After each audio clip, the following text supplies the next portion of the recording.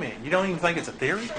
Well, I mean, it's not really, I mean, basically it's not been proven. I mean, we had to be put here, some supernatural thing. I mean, we couldn't have evolved from such a simple organism into what we are now. I mean, there's no way, the way that they think that it all started. We didn't like evolve from anything. That doesn't make any sense. I mean, how can like an African American person evolve from a white person? We're different skin.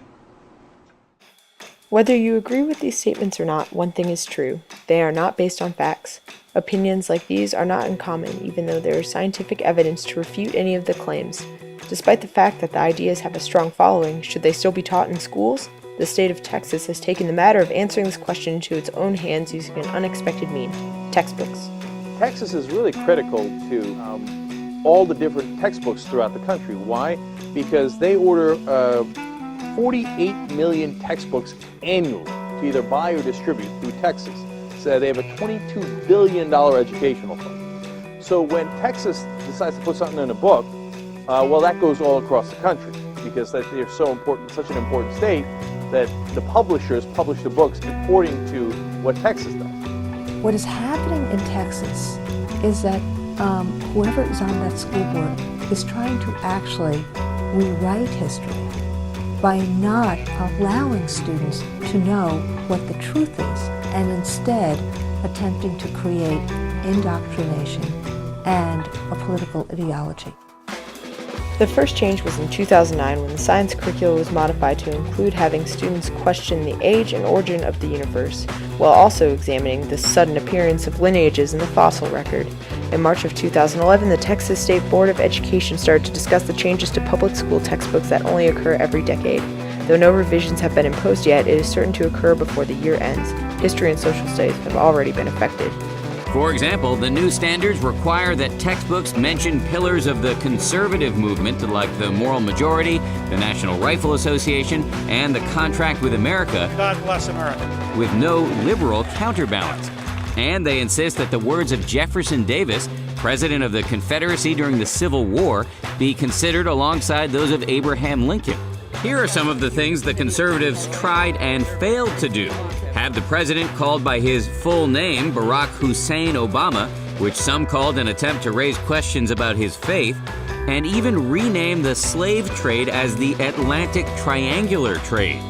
If these revisions were put forth and even incorporated into history textbooks, what kind of impact would they have on scientific curricula? Clues laid by intelligent design proponents lead to a possible outcome. The Discovery Institute, a supporter of science textbook reform, makes it clear what they think of the current textbooks and the change they want to see. Your main problem with science books is that they take a one-sided look at evolution, right? That's exactly right. Unfortunately, the vast majority of biology textbooks today really censor from students any of the science that challenges Darwin. And you told me during the break about 100% of the mainstream books get it wrong regarding evolution. And for instance, Haeckel's embryos, how do they get that wrong, all the books? Well, there are biology textbooks in use today that use these drawings of vertebrate embryos, things like chickens and cows and humans. And biologists have known that these drawings were fraudulent for over 100 years. But what these drawings do is they obscure the differences between the early stages of embryos in order to make it look like all these different vertebrate groups share a common ancestor. We think that students should be getting, the most accurate and objective evidence for evolution, not these fraudulent drawings. So what it comes down to for you is 100%, near 100% of the textbooks get it wrong. Here's what Don McLeroy, a former SBoE chairman and longtime board member, has to say about the situation. What you have in the fossil record are two other patterns that do not support evolution. It's the sudden appearance of groups in the fossil record. The Cambrian explosion, 550 million years ago. You have all these phyla that immediately, just all of a sudden appear because of the Cambrian explosion. They have the study. It's amazing. It does. The fossil record in that case is the idea of gradual change that must have taken place. It's not supported by the fossil record. It's an insufficiency. With so much opposition, science curricula in Texas are at risk of being decimated. This could cause other states or even the entire nation to change teaching methods. However, there is hope from the past. In 2009, there was a win for evolution. Josh Rosenow, the project director of the National Center for Science Education, helped change wording in textbooks. Josh, I want to just get your opinion on what's the implication for Texas if we include the language of weaknesses.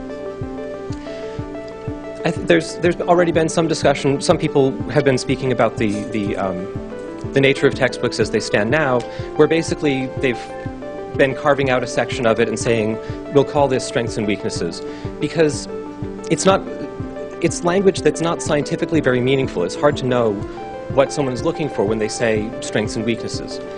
Is a gap in our knowledge a weakness, or is it just something that's exciting and it's something that we don't know yet? Scientists don't regard that as a weakness. But a lot of times we hear something like that being presented as a weakness. We can't explain the origin of life, so that's a weakness of evolution.